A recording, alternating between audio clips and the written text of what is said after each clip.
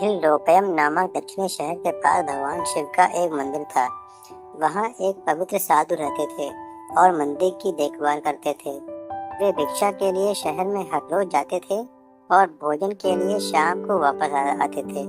वे अपनी आवश्यकता से अधिक एकत्र कर लेते थे और बाकी का बर्तन में डालकर गरीब मजदूरों में बांट देते थे, जो बदले में मंदिर की सफाई करते थे और उसे सजावट का काम किया करते थे। उसी आश्रम में एक चूहा भी अपने बिल में रहता था और हर रोज कटोरे में से कुछ न कुछ भोजन चुरा लेता था।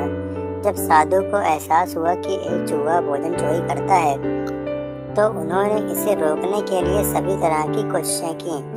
उन्होंने कटोरे को काफी ऊंचाई पर रखा ताकि चूहा वहां तक पहुंच न सके, और यहाँ तक कि एक छड़ी के साथ चूहे को मार भगाने की भी कोशिश की, लेकिन चूहा किसी भी तरह कटोरे तक पहुंचने का रास्ता ढूंढ लेता और कुछ भोजन चुरा लेता था।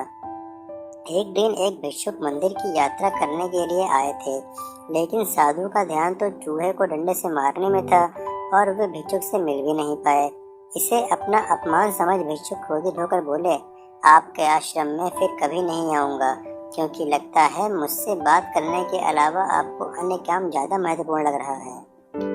साधु विनम्रता पूर्वक चूहे से जुड़ी अपनी परेशानियों के बारे में भिक्षुक को बताते हैं। कैसे चूहा उनके पास से भोजन किसी न किसी तरीके से चुरा ही लेता है। यह चूहा किसी भी बिल्ली या बंदर को हरा सकता है। अगर बात मेरे कटोरे तक पहुंचने की हो तो मैंने हर कोशिशें की हैं, लेकिन वो हर बार किसी न किसी तरीके से भोजन चुरा ही लेता है। भिक्षुक ने साधु की परेशानियों को समझा और सलाह दी, चूहे में इतनी शक्ति, आत्मविश्वास और चंचलता के पीछे अवश्य ही कुछ न कुछ कारण होगा। मुझे यकीन है कि इसने बहुत सारा भोजन जमा कर रखा होगा और यही कारण है कि चूहा अपने आप को बड़ा महसूस करता है और इसी से उसे ऊंचा कूदने की शक्ति मिलती है।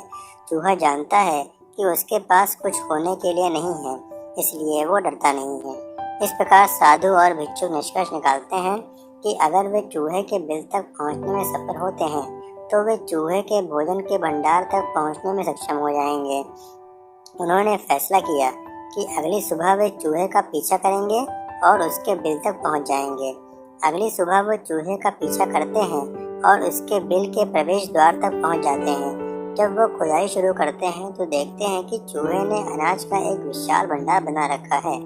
फौरन ही साधु ने सारा चुराया गया भोजन एकत्र करके मंदिर में लिवा ले जाते हैं।